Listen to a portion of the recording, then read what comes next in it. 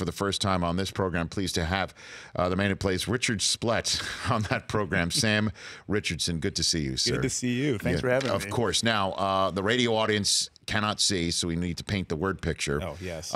You hobbled your way into this chair using a crutch, which is Assisted directly only right. by a crutch. I made my way very bravely and gallantly to the seat that I'm sitting in now. Yes.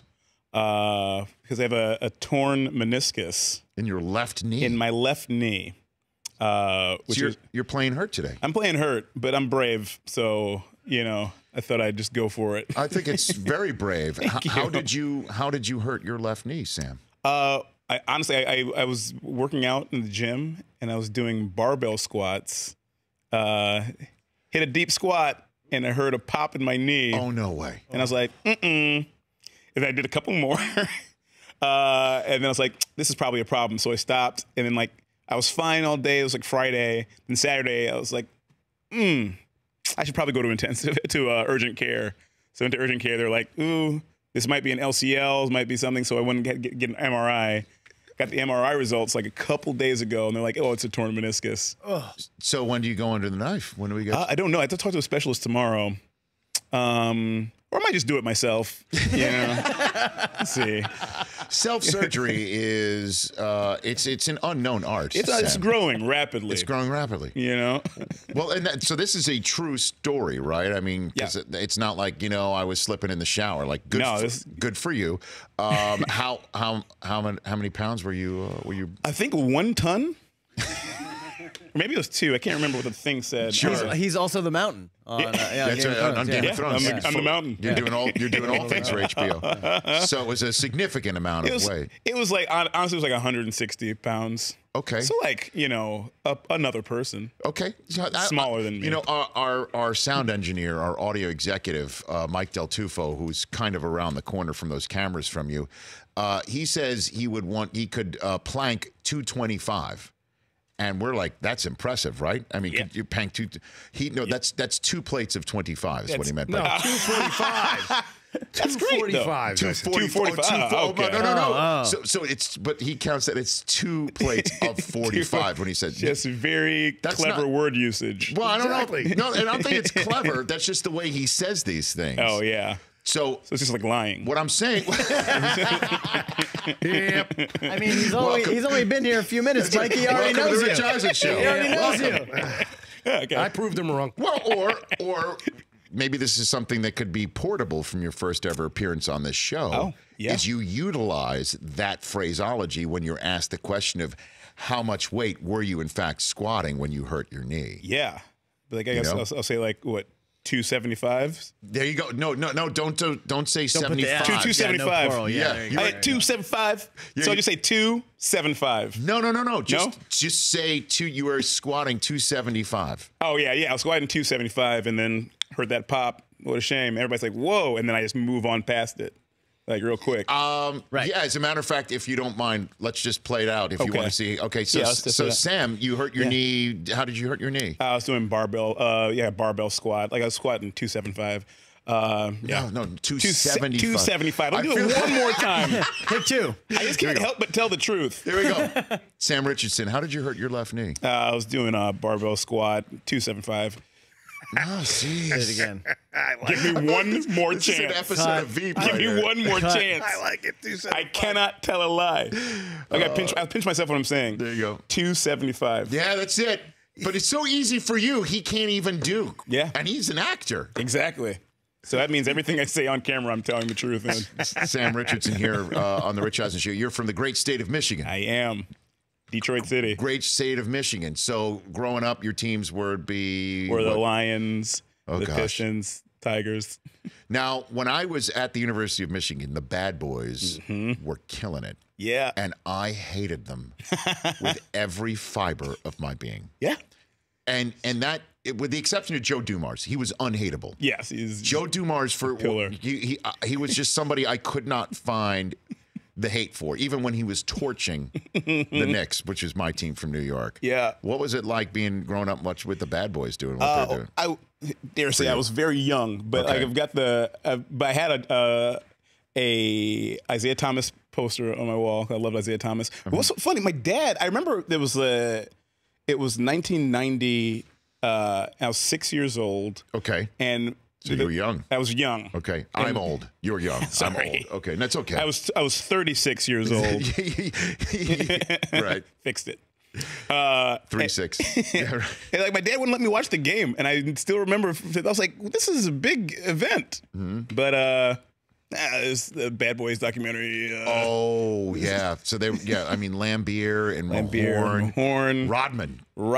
Before he was with the Bulls, Rodman was Rodman with the Pistons. Yep, I know they were really, and the Red Wings were great when I was there too, and the Tigers were just, again I'm dating myself, but and you went to Wayne State. Went to Wayne State University. Now I remember at the time when I was at school, the school's nickname were the Tartars. The Tartar. Is that changed, or is that the Tartars? The Tartars. Is that what they were? This was Wayne State Warriors when I was coming up. They've now changed it. Yes, they did. Because we always wondered, that's really odd that they would have their nickname. Just like after the sauce? After a sauce. Yeah. It was kind of strange, but they've changed it now. A lot of fish. Fantastic. I love it. Hey, man, I love you on this show. Oh, You're fantastic on it. What in the world is it like being in a room when you get a script for Veep and everybody around you has seen it for the first time? What was that like? It's pretty great because we get the scripts in the table read. So like we're sitting there for the table read for the episode, like maybe about a few days or a week before we start shooting it. And like we're reading it in time. Sometimes you get a little bit of a chance to like read before you do the read. But we're all like laughing fully because these scripts are just so funny, and like we're all like season 7, so we're all very familiar with our characters, and like everybody at the table read is so funny. You've got Julia, you've got Tim Simons, you got Tony Hale, you got Matt Walsh, like all these people who are just so funny, and like we're like a family, so like we get to read these scripts, and it's just really a good time. Yeah, it's got to be. It's got to be. I mean, Gary Cole as well. Cole. We had Kevin Dunn. Yeah, we had Kevin Dunn on the show just about a month ago. Oh yeah, that guy is so funny. He really is. He's so damn funny. And so, what brought you out to Los Angeles? I was working at the Second City in Chicago, doing sketch comedy. Yeah, who was with you on the stage? My best friend Tim Robinson and I were on the main stage together. Okay, right. There's Katie Rich. But like Holly Laurent, Edward Blackman. What a place to cut your teeth. Second City in Chicago. And I came from Second City, Detroit first, okay. And then I got hired to do a cruise ship for Second City. So I lived on a cruise ship for a year. What? Doing comedy shows. There's a Second City cruise ship? We were on Norwegian cruise lines. Right. And like at that time, I would work like 5 hours a week. I would just kind of go on the ship, or I would live on the ship. But we'd do like an hour-long show, 2-hour-long shows at the beginning of the week, 2-hour-long shows at the end of the week. The rest of the time, I was just like living on a cruise ship, just fully trying to keep myself alive. Drink package? No drink package. That's how they get you, because you're like, I was making more money than I ever made before, so I was like, yeah, I can drink out these bars. I can drink out in Barbados all the time. And then like for my first contract, I was like, how did I not save any money? What? Just kind of looking back, I like lived like I was on vacation for 5 months. So you worked to cruise, essentially. Yep. On a comedy cruise. On a comedy cruise. I've never heard of such a thing. That's amazing. By the way, I've never been on a cruise. Anytime I think about going on a cruise, I get some sort of. I'm not claustrophobic or anything like that. But you are kind of trapped on this You're boat. trapped. But I would feel like if I was on a comedy cruise, though, that's a different story. Well, we were the whole cruise wasn't comedy, but we were like we were just one of a the niche. We were just like a niche, like one of the shows. So who else was it doing the entertaining? Like there was a dance show. Okay. There was like one show called Sea Legs, which I would see all the time. There was a magician. That was an attraction? That was an attraction. That's what I tell people about it. Like, guys, you gotta catch sea legs. Trust me, it's good. Sea legs. Sea legs. Is it true that you were in an unaired Mary J. Blige Burger King commercial? Is that a fact or not? That is a half fact. Okay. It was a sketch that we did for Second City, where it was like the idea was it was a commercial that Mary J. Blige was doing. Okay, so there was no such thing as a real commercial. There wasn't a real commercial. So what was the skit? It was that Mary J. Blige, this was like after she came, I'm trying to remember what this was a long time ago. Okay. But like my friend Naima Funk was playing Mary J. Blige, and like she was just up there singing about Burger King sandwiches, and like we're like, oh, all right. That happens. It happens sometimes. I know, you know? but to the point where we almost believe. That's why we ask if it's true or false. Okay, let's do start, bench, cut with Sam Richardson here on the Rich Eisen Show. It's his first foray here. We'll start, bench, cut with Sam here on the program. It's time. Start now. Bench. Just sit down and be quiet. Or cut. Okay, I think I know the first answer to this one. So you have to start one, bench one, and cut one. Okay. All right, so it's sort of, the old game. Yep. Your favorite Piston from the bad boy era, Isaiah Mahorn or Vinny the Microwave Johnson? Oh, man. Could you imagine if the 3-point line game was the way it was now with Vinny Johnson coming off the bench, the microwave? You have to start one, bench one, and cut one, Sam? I know Rick Mahorn personally. He's my friend. What do you mean? He did my show Detroiters on Comedy Central, and he came and he played himself on the show.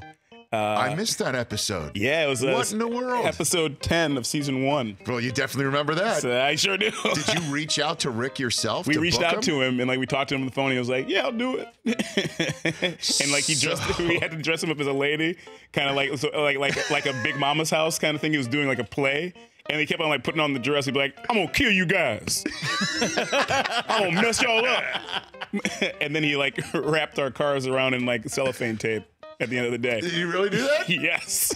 So you got to start him, right? I got to start him. Otherwise, I'm in trouble. So then I'll bench Isaiah. Sorry, Vinny. Okay. And then cut Vinny Johnson. Yeah. All right. Okay. I know. It happens. That's the vagaries of this game, Sam. You're learning on the fly. A few more here. Favorite Piston from the Larry Brown championship era. Rip Hamilton, Ben Wallace, Rasheed Wallace. Start, bench, cut. Okay. I'm going to start Rasheed Wallace. Mm-hmm. Oh, man. I'll bench Rip Hamilton, and then I'll cut Ben Wallace. Yeah, I know. It's tough to do. These are hard. By the way, great kudos to our Los Angeles Broadcasting Center crew to choose, of all the photographs of Rip Hamilton, that famous see-through mask that he wore. The Phantom of the the Phantom of the Phantom of the Auburn Hills. Phantom of the Palace. Okay, best musician from Detroit: Eminem, Stevie Wonder, Smokey Robinson. Start, bench, cut. Go ahead and give me Stevie Wonder to start. Mm-hmm. I'm gonna bench Smokey, and then I'm gonna cut Eminem. Sorry, y'all. See ya. See him out the gate. Sorry. Well, Stevie Wonder is the first Motown artist, right? Mm-hmm. Okay. And the greatest. All right, very good. Well, that's your start, bench, cut right here. Hey, man. Also, is it true you played Jim Brown in Drunk History? I did. Yeah. For the Cleveland Summit. Okay. Walk me through this one, if you don't mind. They put on a fake mustache and everything. And so for Drunk History, like they'll send you the person's voice who's like doing the story, the person's telling the drunk story, and then you just have to like memorize it and like just like listen to it a lot. And so then you're there in the garb, and I was just sitting there, and like you just like. So you heard Jim's voice in your head? Or no, it's just a person telling a story. Okay, so got like, it. All right. I'm even as Jim Brown, I'm mouthing the words of this drunk lady telling the story. And that's how you got Jim Brown down. That's how I got Jim Brown down at the Cleveland Summit. At the Cleveland Summit, yeah. Wow. Fantastic. Hey, Sam, I'm a big fan of yours, man. I really appreciate you coming in. Thank you so much for having me. At Sam Richardson on Twitter, at the Sam Richardson on Instagram. Check out the final season of Veep. It is as funny as it has ever been. 10:30 p.m. Eastern Time on HBO, and we'll get a little Game of Thrones bump coming up as well. All right. Are you a Game of Thrones fan at all? I am. Okay. Do you have any theories on how this thing ends, Sam? What do you got for me? Well, I think Bran Stark is going to control one of those dragons.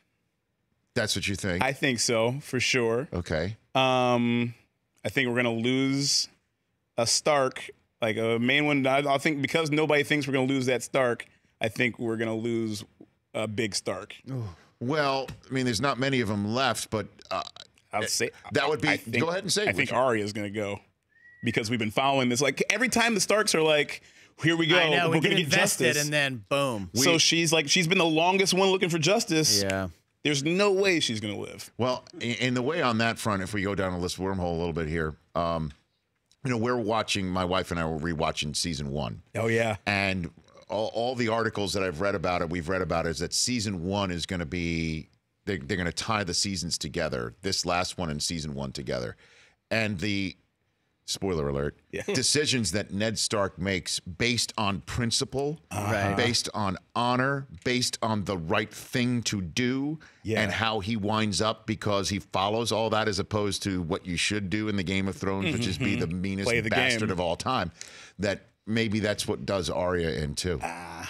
See where I'm going full circle right here? I'm trying to back your play, Sam. And I think we're both right. I just have I'm concerned that it ends with the White Walkers just wipe them all out, and we'll just be looking at each other like what did we really? Like, what did we just do for 15 years? You know? I know, but then then you'll find out that there's like inner politics within the White Walkers. Then they'd be like, oh, they're their own people. Have you seen there's a left and right wing of White Walkers? I think so, you know.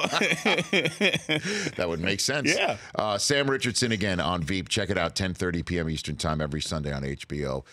We are back with 844-204-RICH. Your phone calls setting up hour number 3 with Terry Rozier of the Celtics and Graham Rahal, our good buddy from Honda Racing, back here in the studio. For more of The Rich Eisen Show, tune to Audience Channel 239 on DirecTV for free on BR Live or download the Rich Eisen Show app.